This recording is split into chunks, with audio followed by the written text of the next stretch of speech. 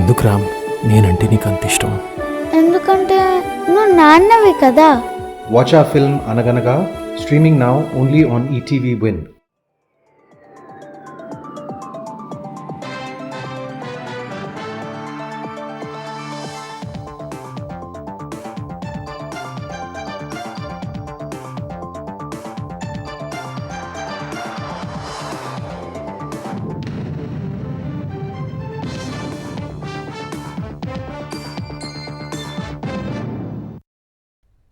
నమస్కారం, ETV news కి స్వాగతం. ముందుగా ముఖ్యాంశాలు. సింధూరం గన్ పౌడర్ గా మారితే ఎలా ఉంటుందో పాక్ కు తెలిసిందన్న ప్రధాని. భారత సైన్యం దెబ్బకు మోకరిల్లిందని వ్యాఖ్య.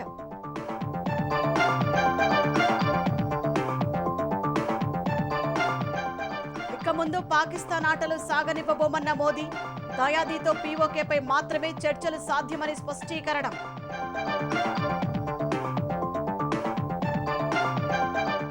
రెండు రోజుల పర్యటన కోసం ఢిల్లీ వెళ్లిన చంద్రబాబు. రేపు పలువురు కేంద్ర మంత్రులతో భేటీ, పెండింగ్ అంశాలపై చర్చలు.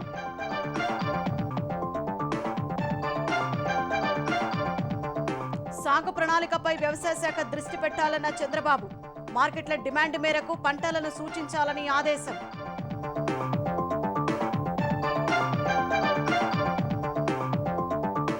చంద్రబాబు ప్రలోభాలకు విజయసాయి లొంగిపోయారన్న జగన్.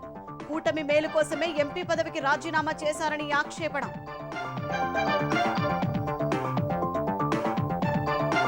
కాళేశ్వరం పగుళ్లకు కాంగ్రెస్ కారణం కావచ్చన్న కేటీఆర్. నిజాలు నిలకడగా తేలుతాయని స్పష్టం చేసిన మాజీ మంత్రి.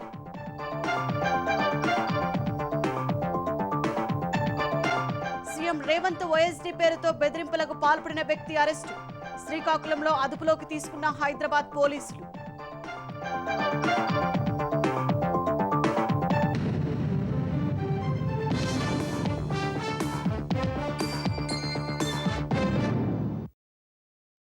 ఆపరేషన్ సింధూర్ ద్వారా భారత్తో పెట్టుకుంటే ఏం జరుగుతుందో శత్రువులకు గట్టి గుణపాఠం చెప్పామని ప్రధాని నరేంద్ర మోదీ వ్యాఖ్యానించారు. సింధూరం గన్ పౌడర్గా మారితే పరిణామాలు ఎలా ఉంటాయో పాకిస్తాన్కు రుచి చూపించామని ఉద్ఘాటించారు. ఆపరేషన్ సింధూర్లో సైనిక దళాల పరాక్రమాన్ని ప్రశంసించిన ప్రధాని సైన్యం పన్నిన చక్రవ్యూహం దెబ్బకు పాక్ మోకాళ్లపై కూర్చోవాల్సి వచ్చిందన్నారు. అణుబాంబు దాడుల బెదిరింపులకు భారత్ భయపడబోదన్న మోదీ పాకిస్తాన్తో ఒకవేళ చర్చలు జరిగితే పాక్ ఆక్రమిత కశ్మీర్పై మాత్రమేనని తేల్చెప్పారు.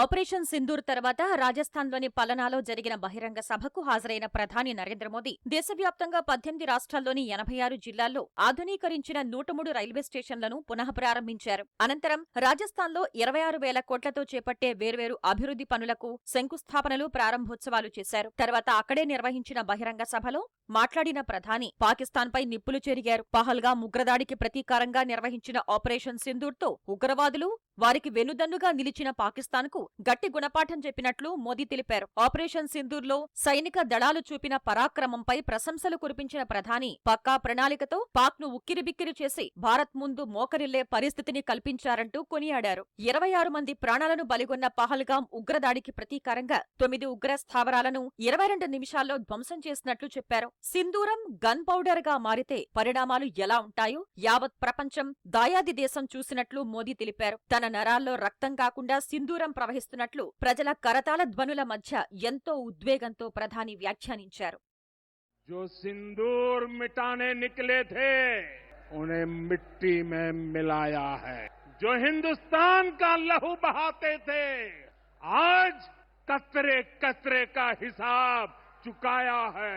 जो सोचते थे भारत चुप रहेगा आज वो घरों में डूब डूब के पड़े हैं.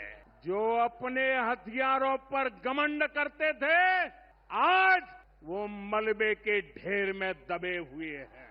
భారత్తో ప్రత్యక్ష పోరాటంలో పాకిస్తాన్ ఎప్పుడూ గెలవలేదన్న ప్రధాని అందుకే భారత్తో పోరుకు పాక్ ఉగ్రవాదాన్ని ఆయుధంగా మార్చుకుందన్నారు. ఆపరేషన్ సింధూర్కు స్పందనగా బికనీర్లోని నల్ వైమానిక కేంద్రంపై దాడికి పాక్ విఫలయత్నం చేసిందన్నారు. పాకిస్తాన్లోని రహీం యార్ ఖాన్ వైమానిక కేంద్రం ఎప్పుడు ప్రారంభమవుతుందో ఎవరికీ తెలియదన్న మోదీ భారత సైన్యం దాడితో అది ఐసీయూలో చేరిందన్నారు. అణుబాంబు దాడుల పేరుతో పాకిస్తాన్ చేసే తాటాకు బెదిరింపులకు భారత్ భయపడబోదని తేల్చి చెప్పారు.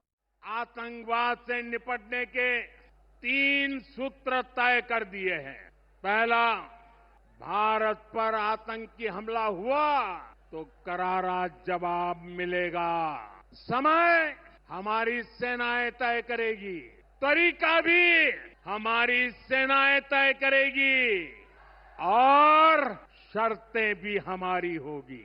दूसरा, एटम बम की गीदड़ बप्तियों से भारत डरने वाला नहीं है।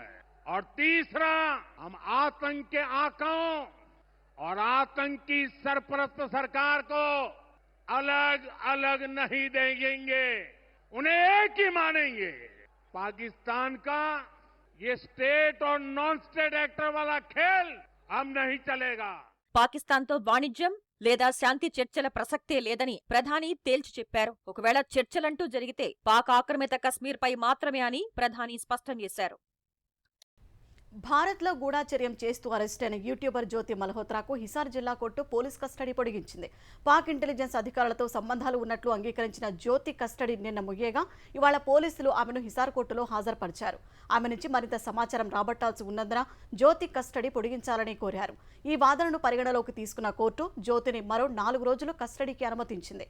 ఆపరేషన్ సింధూర్ సమయంలో కూడా పాక్ ఇంటెలిజెన్స్ అధికారులతో టచ్లో ఉన్న జ్యోతి భారత్లో బ్లాక్అవుట్ సమాచారాన్ని వారికి చేరవేసినట్టు ఇప్పటికే అంగీకరించినట్టు తెలిసింది. అయితే ఉగ్రవాదులతో ఆమెకు సంబంధం ఉన్నట్లు ఎలాంటి ఆధారాలు లభించలేదని పేర్కొన్నారు. పాక్ ఇంటెలిజెన్స్ అధికారులను పెళ్లి చేసుకోవాలనుకున్నట్లు, మతం మార్చుకోవాలని అనుకున్నట్లు చెప్పే ఆధారాలేవీ దొరకలేదని హిసార్ ఎస్పీ తెలిపారు. పాక్ గూఢచర్య సంస్థ ఐఎస్ఐకు చెందిన వారిని తెలిసే జ్యోతి వారితో సంప్రదింపులు కొనసాగించారని చెప్పారు. జ్యోతి డైరీ దొరికినట్టు వస్తున్న కథనాలను హిసార్ ఎస్పీ తోసిపుచ్చారు. తమ వద్ద ఎలాంటి డైరీ లేదన్నారు. ఆమెకు చెందిన 3 మొబైల్ ఫోన్లు, ల్యాప్టాప్, ఎలక్ట్రానిక్ వస్తువులు స్వాధీనం చేసుకున్నట్టు తెలిపారు. జ్యోతి మల్హోత్రా గూఢాచర్యం కేసును పలు కోణాల్లో విచారిస్తున్న పోలీసులు తాజాగా జ్యోతితో పూరికి చెందిన యూట్యూబర్ ప్రియాంక సేనాపతికి ఉన్న సంబంధాలపై దర్యాప్తు చేస్తున్నారు. 2024 సెప్టెంబర్ 26న పూరి వచ్చిన జ్యోతి ఇక్కడి శ్రీక్షేత్రాన్ని సందర్శించినట్లు తెలిసింది. ఆ సమయంలో ప్రియాంక ఆమెతో కలిసి తిరిగినట్లు తెలుస్తోంది. శ్రీక్షేత్రంపై ఉగ్రవాదుల కళ్లున్నాయని కేంద్ర ఇంటెలిజెన్స్ వర్గాలకు సమాచారం ఉంది. జ్యోతి జగన్నాథస్వామి దర్శనానికి వచ్చారా లేదా రెక్కీ చేసి పాక్కు ఏదైనా సమాచారం అందించారా అన్న దానిపై అనుమానాలు వ్యక్తమవుతున్నాయి. ప్రియాంక సేనాపతి కూడా 3 నెలల క్రితం పాకిస్తాన్లోని కర్తార్పూర్ను సందర్శించారు. ఈ నేపథ్యంలో ఆమె ఆ దేశానికి ఎందుకు వెళ్లారు, అక్కడ ఏం చేశారు, ఎవరెవరిని కలిశారనే అంశాలు కీలకంగా మారాయి. దీనిపై సామాజిక మాధ్యమాల్లో ప్రియాంక ఇప్పటికే వివరణ ఇచ్చింది. జ్యోతి మల్హోత్రా పాక్ గూఢాచారిణి అని తనకు తెలియదని, పూరి వచ్చిన తనను స్నేహితురాలిగా భావించి కలిసిమెలిసి తిరిగారని వెల్లడించింది. పాకిస్తాన్కు విహారయాత్ర కోసం మాత్రమే వెళ్లారన్న ప్రియాంక అంతకు మించి ఏమీ లేదని, పోలీసుల దర్యాప్తునకు పూర్తిగా సహకరిస్తారని పేర్కొన్నారు. ప్రియాంకను పూరి విడిచి వెళ్లరాదని పోలీసులు ఆదేశించారు. ముఖ్యమంత్రి చంద్రబాబు 2 రోజుల పర్యటన కోసం ఢిల్లీకి చేరుకున్నారు. రేపు రక్షణ, హోం, ఆర్థిక, జలశక్తి, ఎలక్ట్రానిక్స్, ఐటీ, శాస్త్ర, సాంకేతిక, వినియోగదారుల వ్యవహారాల శాఖల మంత్రులతో సీఎం సమావేశం కానున్నారు. రేపు ఉదయం 10 గంటలకు పునరుత్పాదక ఇంధన శాఖ మంత్రి ప్రహ్లాద్ జోషితో భేటీ కానున్న సీఎం గ్రీన్ ఎనర్జీ ప్రాజెక్టులలో ఏపీకి సహకారం అందించాలని కోరనున్నారు. 11 గంటలకు రక్షణ శాఖ మంత్రి రాజ్నాథ్ సింగ్ను కలిసి BEL defence complex, HAL, AMCA కార్యక్రమం, ఏపీలో వ్యూహాత్మక రక్షణ, ఏరోస్పేస్ ప్రాజెక్టులపై చర్చించనున్నారు. తర్వాత జలశక్తి శాఖ మంత్రి CR Patil, science and technology శాఖ మంత్రి డాక్టర్ జితేంద్ర సింగ్, ఆర్థిక మంత్రి నిర్మలా సీతారామన్తో చంద్రబాబు సమావేశమవుతారు.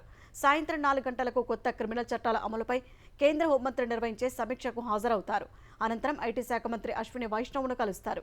ఎల్లుండి 24న భారత మండపంలో జరిగే నీతి ఆయోగ్ పాలక మండలి సమావేశానికి సీఎం చంద్రబాబు సహా ఏపీ ప్రభుత్వ ప్రధాన కార్యదర్శి విజయానంద్ హాజరు కానున్నారు.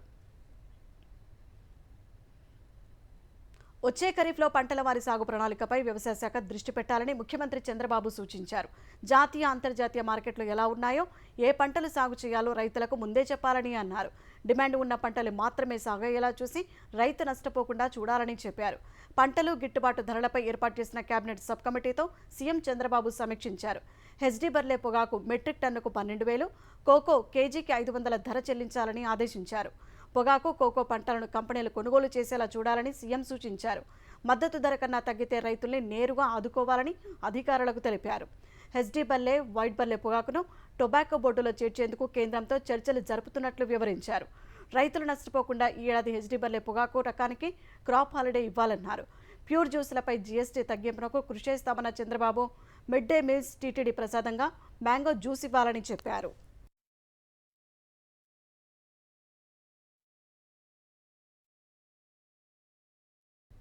ప్రజా సమస్యల పరిష్కారం కోసం ఆంధ్రప్రదేశ్ ఉప ముఖ్యమంత్రి పవన్ కళ్యాణ్ సరికొత్త కార్యక్రమానికి శ్రీకారం చుట్టారు. మన ఊరు కోసం మాటామంతి కార్యక్రమంలో భాగంగా వెండి తెరపై ప్రత్యక్ష ప్రసారం ద్వారా శ్రీకాకుళం జిల్లా టెక్కలి మండలం రావివలస గ్రామ ప్రజలతో మాట్లాడారు.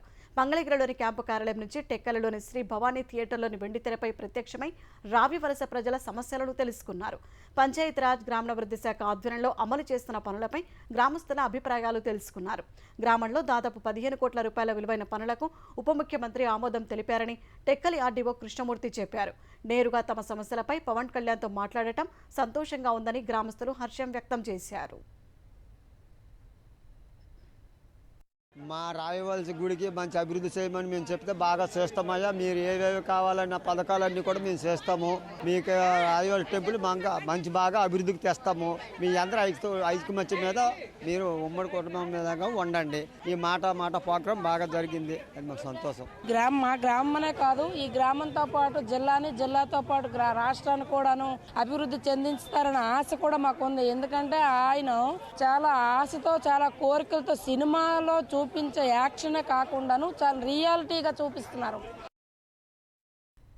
కాళేశ్వరం గొప్పతనం సుప్రీంకోర్టుకు సిడబ్ల్యూసీ చైర్మన్ కు అర్థమైందని బీఆర్ఎస్ కార్యనిర్వాహక అధ్యక్షుడు కేటీఆర్ అన్నారు. కాళేశ్వరం విషయంలో నిజం నిలకడగా తేలుతుందని మీడియా ప్రతినిధులతో ఇష్టాగోష్ఠిలో వ్యాఖ్యానించారు. ఒక బ్యారేజీలో 2 పగళ్లు వస్తే ఏదో అయిపోయినట్టు చేస్తున్నారని ఆక్షేపించారు. నెల రోజులుగా ముఖ్యమంత్రి మధ్యలో వరల్డ్ బ్యూటీస్ కేసీఆర్కు నోటీసు ఉన్నాయని విమర్శించారు. తెలంగాణలో 500 మంది రైతులు ఆత్మహత్య చేసుకుంటే సీఎంకు చలనం లేదన్నారు. ప్రభుత్వంలో ఏదైనా పని కావాలంటే కమిషన్లు ఇవ్వాల్సిందే అని మంత్రి కొండా సురేఖ కమిషన్లపై నిజం ఒప్పుకున్నారని అన్నారు. మంత్రుల కమిషన్ల విషయంపై చర్చ రాకూడదని కేసీఆర్కు కమిషన్ నోటీసులు ఇచ్చిందన్నారు.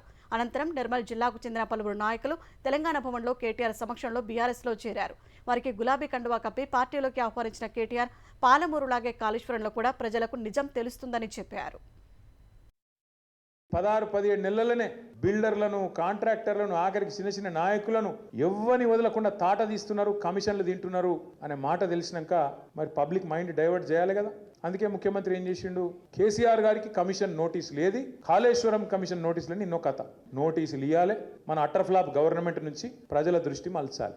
నిజం అనేది కడప దాటే లోపల అబద్ధం అంగేసుకుని ఊరంతా తిరిగేస్తుందట. నా డౌట్ అయితే వాళ్ళే గులగొట్టింటారు. ఆ రోజు మేడిగడ్డ దగ్గర కూడా బాంబు గిమ్మ పెట్టి వీడియో ఏదో చేసింటాడు. కాంగ్రెస్ వాడేమో దున్నపోతే ఈనింది అన్నాడు, బీజేపీ ఏమో దుడ్డని కట్టేని ఎక్కడుందిరా దుడ్డే అని వాడు తిరుగుతాడు. NDSA reporter. ఇద్దరు ఒకటే దొంగలు, ఇద్దరు దొంగలే. కాంగ్రెస్ వాడు, బీజేపీ వాడు. ఇద్దరిని నమ్మద్దు, మనం అప్రమత్తంగా ఉండాలి. పాలమూరు రంగారెడ్డి ఎత్తిపోతల పథకంపై సీబీఐ దర్యాప్తు అవసరం లేదని సుప్రీంకోర్టు ఇచ్చిన తీర్పు తమకు అనుకూలంగా వచ్చినట్లు బీఆర్ఎస్ కార్యనిర్వాహక అధ్యక్షుడు కేటీఆర్ చెప్పే ప్రయత్నం చేస్తున్నారని టీపీసీసీ అధ్యక్షుడు మహేష్ కుమార్ గౌడ్ అన్నారు. నాడు కాంగ్రెస్లో ఉన్న నాగం జనార్దన్ రెడ్డి పూర్తి ఆధారాలతో ఈ పథకంపై కోర్టులో కేసు వేశారని తెలిపారు. ఆయనను బీఆర్ఎస్లో చేర్చుకుని ఆ కేసు వీగిపోయేట్లు వ్యవహరించారని మహేష్ గౌడ్ చెప్పారు. పాలమూరు పథకంపై కేటీఆర్ సీఎం రేవంత్ రెడ్డికి లేఖ రాసి సిఐడి విచారణ కావాలో, జ్యుడిషియల్ విచారణ కావాలో అడగాలని సవాల్ చేశారు. నాగం జనార్దన్ రెడ్డి గారి వల్ల బీఆర్ఎస్ పార్టీలో చేరింది కాబట్టి ప్రలోభాలకి తలొగ్గి కేసును నీరుగార్చే విధంగా, కేసును వాదించకుండా అది వీగిపోయే విధంగా వ్యవహరించడం వల్ల ఇవాళ కేసు వీగిపోయింది. నిజంగా నీకు దమ్ము ధైర్యం ఉంటే కేటీఆర్ గారు, రాష్ట్ర ముఖ్యమంత్రి రేవంత్ రెడ్డి గారు రాయండి. దీని మీద సిబిఐ విచారణ అడుగుతారా, ఇంకా జ్యుడిషియల్ విచారణ అడుగుతారా, అడగండి. ఎంక్వైరీ జరిపిద్దాం. వాస్తవాలు బయటకు వస్తే వాస్తవాలు ప్రజలకు తెలుస్తాయి. 2025-26 వార్షిక రుణ ప్రణాళిక లక్ష్యాలను బ్యాంకులు చేరుకోవాలని తెలంగాణ ఉప ముఖ్యమంత్రి భట్టి విక్రమార్క సూచించారు. బ్యాంకింగ్ వ్యవస్థ ఆరోగ్యంగా ఉంటేనే ఆ రాష్ట్రం అభివృద్ధి చెందుతుందని, అందుకే బ్యాంకింగ్ రంగం బాగుండాలని కోరుకుంటున్నట్లు చెప్పారు. హైదరాబాద్లోని బేగంపేటలో జరిగిన రాష్ట్ర స్థాయి బ్యాంకుల కమిటీ సమావేశంలో పాల్గొన్న భట్టి విక్రమార్క తెలంగాణ యువత కోసం ప్రభుత్వం రాజీవ్ యువ వికాస పథకం తీసుకొచ్చిందని తెలిపారు. రాజీవ్ యువ వికాస పథకానికి 6,250 కోట్ల రూపాయలు సబ్సిడీ రూపంలో ప్రభుత్వం ఇస్తుందన్నారు. యువతను ఉత్పత్తి రంగంలోకి తీసుకువచ్చి జీడీపీ పెరిగే విధంగా పథకం రూపకల్పన చేశామన్నారు. జూన్ 2న 5 లక్షల మంది యువతకు పంపిణీ చేస్తున్నామని చెప్పారు. తమ ప్రభుత్వం మానవ వనరులపై ప్రత్యేక దృష్టి కేంద్రీకరించి ముందుకెళ్తుందని భట్టి విక్రమార్క స్పష్టం చేశారు. ఎందుకు రామ్ నేనంటే నీకు అంత ఇష్టం? ఎందుకంటే నువ్వు నాన్నవి కదా. Watch our film Anaganaka, streaming now only on ETV Win.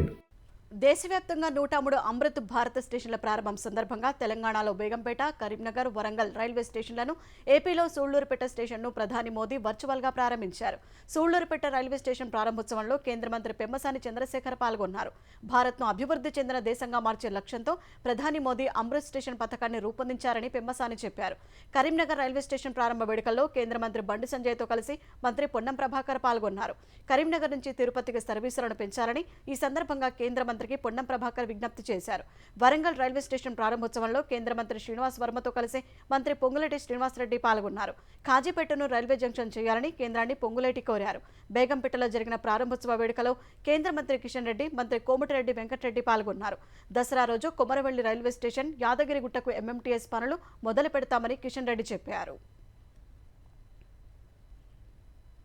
Andhra Pradesh, తెలంగాణలో సాగునీటి అవసరాల కోసం శ్రీశైలం, నాగార్జునసాగర్ నీటి విడుదలకు కృష్ణానది యాజమాన్య బోర్డు ఉత్తర్వులు జారీ చేసింది. 2 జలాశయాల నుంచి ఏపీకి 4 టీఎంసీలు, తెలంగాణకు 10.26 టీఎంసీలు విడుదల చేసేందుకు ఉత్తర్వులు ఇచ్చింది.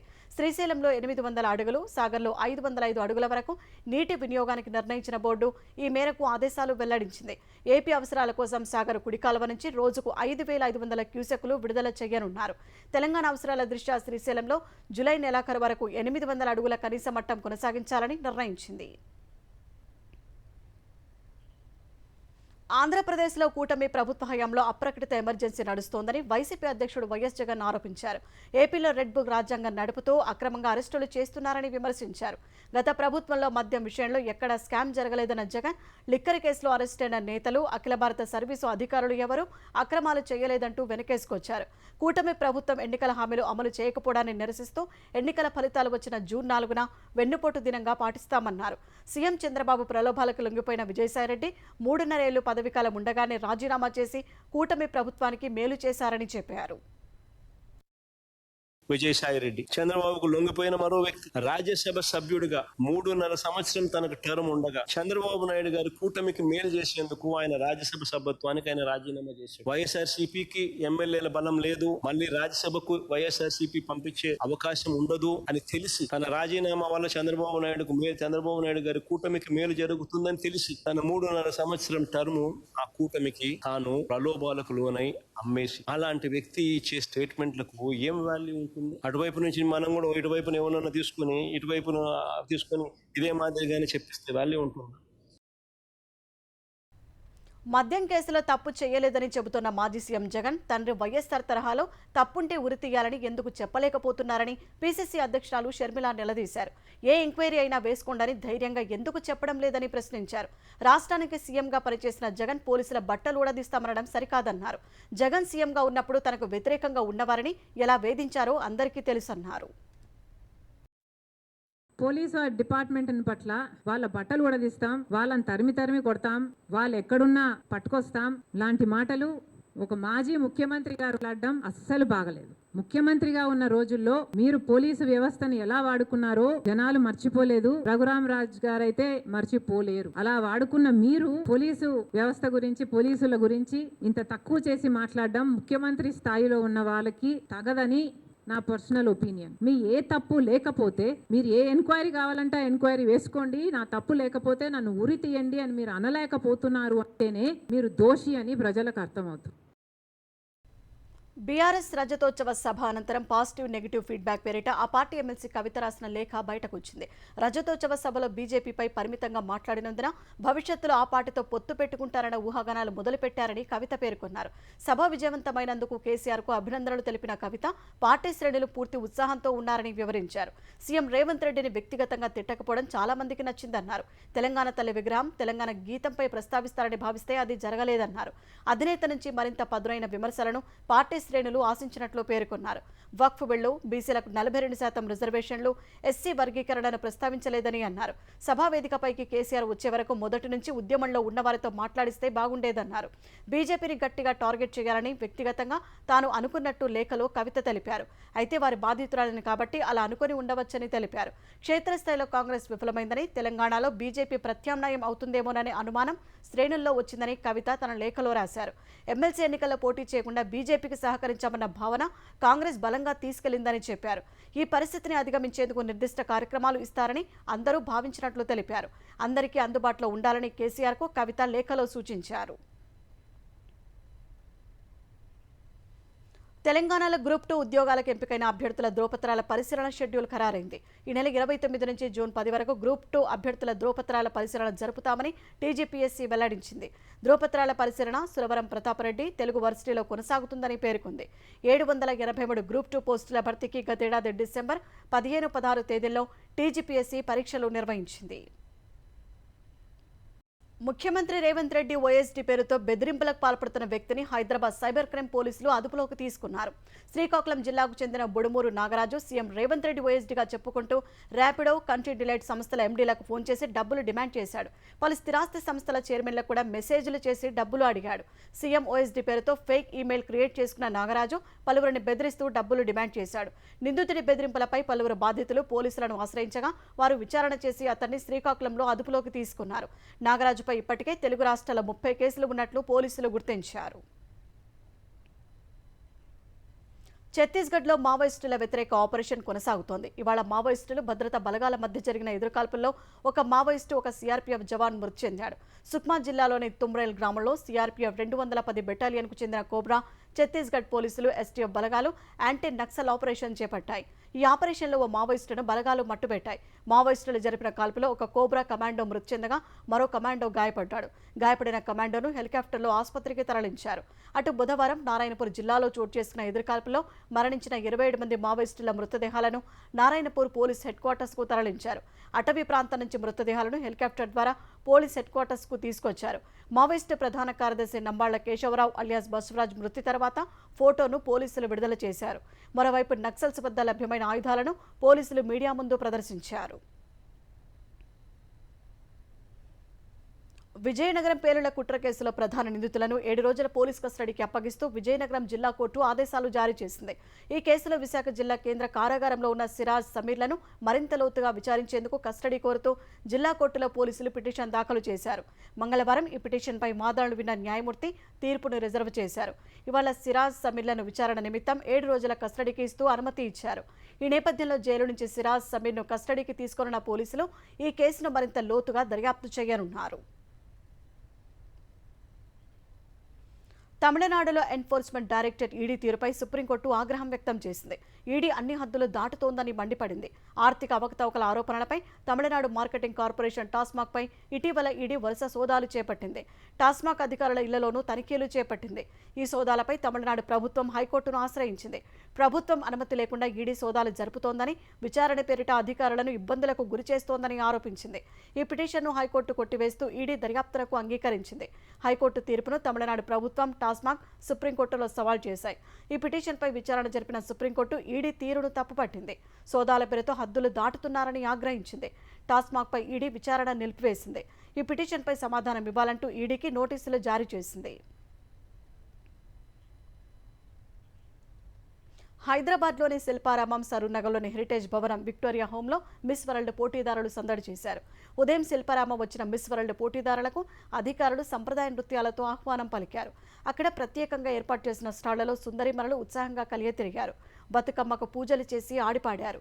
అనంతరం విక్టోరియా హోంకు వెళ్లిన మిస్ వరల్డ్ పోటీదారులకు అధికారులు, రెసిడెన్షియల్ స్కూల్ విద్యార్థులు ఘన స్వాగతం పలికారు. 122 సంవత్సరాల పురాతన విక్టోరియా హోం భవన నిర్మాణాన్ని చూసి అందాల భామలు అబ్బురపడ్డారు. విఎం హోంలో world library, computer lab, AV రూమ్ను ప్రారంభించారు. అక్కడ చదువుకునే అనాథలతో ముచ్చటించారు. 300 మంది అనాథ పిల్లలకు డ్రెస్లు, సూట్ కేసులు, బుక్స్, స్టేషనరీ, కాళ్లకు పట్టీలు అందించారు. విక్టోరియా హోంకు వచ్చిన అందెగత్తెలను చీరే, పసిడి నాణెంతో అధికారులు సత్కరించారు.